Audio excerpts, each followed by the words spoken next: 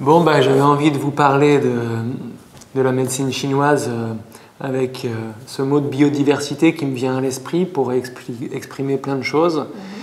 En fait, la biodiversité, c'est un mot qu'on utilise pour parler de la nature, du vivant, des écosystèmes, de la faune, de la flore, tout ça. On le connaît bien, ce mot.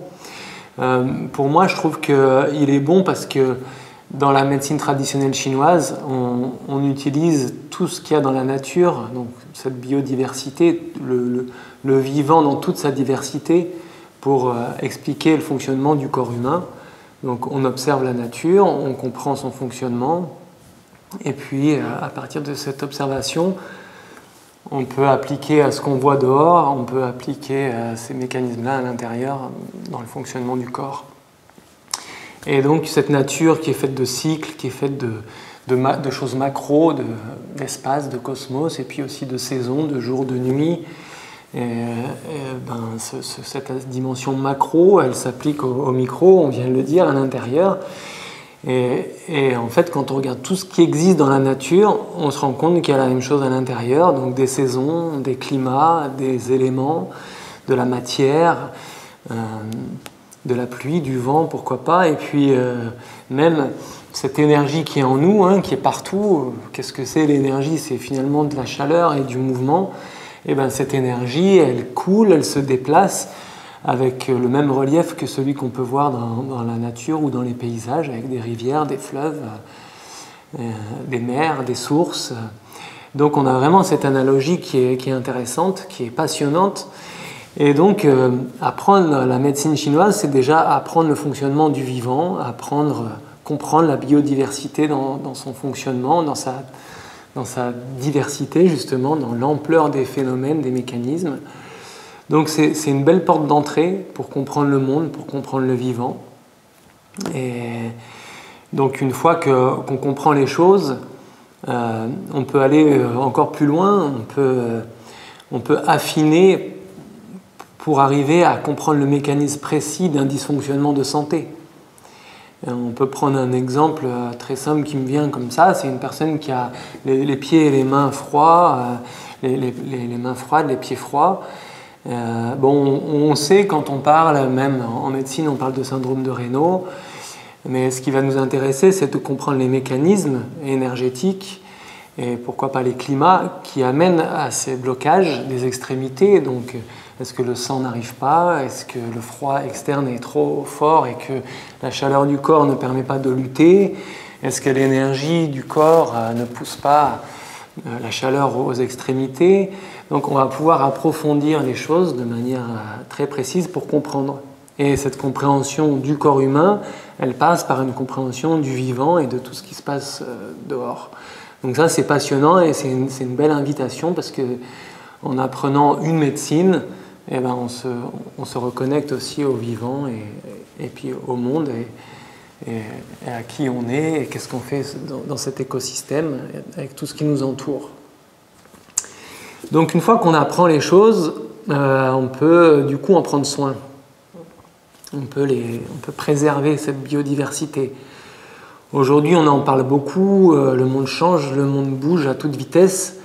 Et c'est vrai que parfois, ça a une petite note négative. On a l'impression que, certes, il y a du progrès, il y a des choses intéressantes, mais il y a aussi peut-être de la perte, de la destruction. Mais on ne va pas être sur cette dimension négative, on va être au contraire sur une notion positive, c'est de se dire on préserve, le vivant bouge en permanence, là il bouge très vite, on peut se dire on s'inquiète, mais en fait, plutôt que de s'inquiéter, on va se dire quand ça bouge aussi vite, comment on fait pour se repérer et à quoi on s'accroche. Et je trouve intéressant vraiment de pouvoir s'appuyer sur des connaissances historiques, ancestrales, des connaissances solides qui ont 2000 ans, 3000 ans.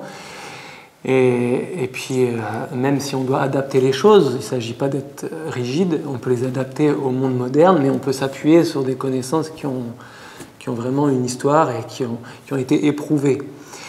Donc ça, c'est du coup important de préserver ces connaissances. On a la biodiversité dans la nature, mais on pourrait presque parler aussi de diversité des connaissances et diversité des médecines. Et du coup, on a envie de les protéger, on a envie de les préserver. C'est un trésor, en fait, toutes ces connaissances. C'est une merveille et c'est une chance. Donc, protégeons ces connaissances. Et il faut que ça vive, il faut que ce soit transmis, c'est très important. Moi, j'ai vraiment à cœur de pouvoir discuter de tout ça avec qui veut, parce que c'est comme une langue, finalement. C'est précieux, mais il faut la pratiquer, donc il faut la transmettre. Et puis, il se trouve que quand on le fait dans un cadre comme ça, oral, un peu familial, c'est le meilleur moyen d'apprendre. Donc, c'est parfait. Donc, cette logique de préservation des connaissances, et elle passe aussi par un certain niveau de qualité. Il faut que ce soit un enseignement et une compréhension des choses de qualité, puisque la qualité de l'enseignement aussi préserve. Et donc, ça nous renvoie à la richesse. C'est comme un arbre qui donne des fruits. Il y a toutes sortes de fruits, des bons fruits ou des moins bons fruits.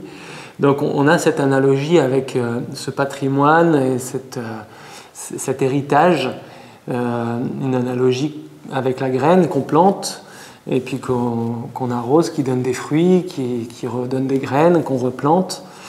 Et vraiment, ce patrimoine, il faut en avoir conscience. Il s'est créé sur des millénaires, des siècles et des millénaires. Donc ça, c'est déjà une première graine qui s'est plantée, qui a poussé et qui a tenu. Ensuite, au moment de la révolution communiste en Chine, les médecins chinois ont été chassés. On pourrait dire que le vent a emmené les graines au loin. Et puis ces graines se sont plantées ailleurs et ont germé, ont donné à nouveau des arbres avec des fruits. Et donc c'est la chance d'avoir reçu ces enseignements en Occident et dans le monde entier. Et donc encore des graines à préserver, des arbres à arroser pour donner des fruits et encore planter d'autres graines et que ça continue comme ça de manière perpétuelle. Donc c'est des arbres solides, c'est des choses... Aujourd'hui, la médecine traditionnelle chinoise, elle est bien enracinée dans le paysage mondial. Les chiffres, c'est toujours un peu délicat d'en parler. C'est peut-être approximatif, mais on sait que rien qu'une journée comme aujourd'hui, peut-être 15, 20, 25% des gens dans le monde ont eu accès à un soin qui est basé sur une médecine locale, qui est basé sur une médecine... avec des connaissances qui ne sont peut-être pas celles qu'on a chez nous dans un monde moderne. Donc on peut appeler ça de l'ethnomédecine ou de la médecine traditionnelle, de la médecine autochtone. Donc la médecine chinoise fait partie de ce paysage.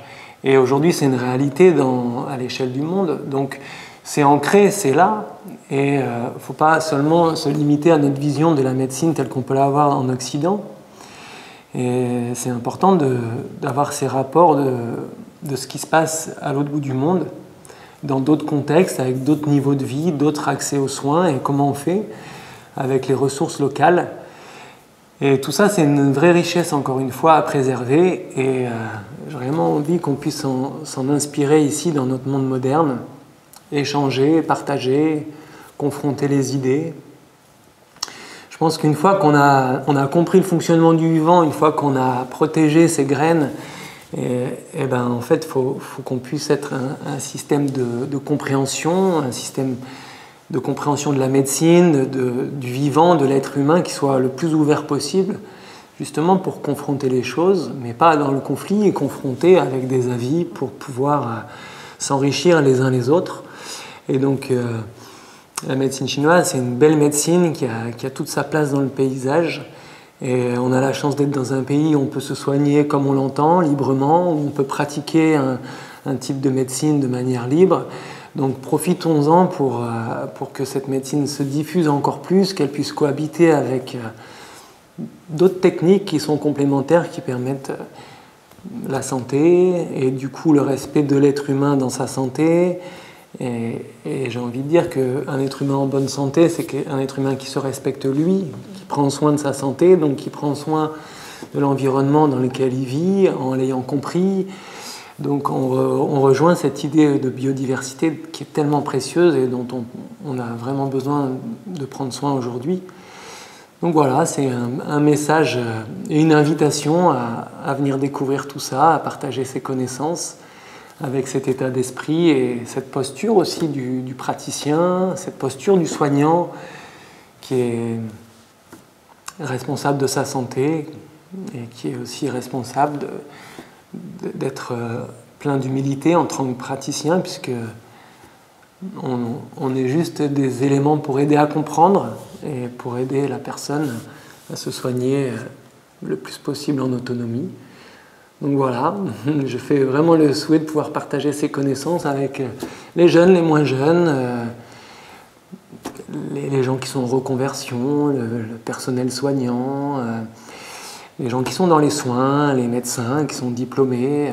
On peut s'enrichir les uns des autres de toutes ces connaissances médicales.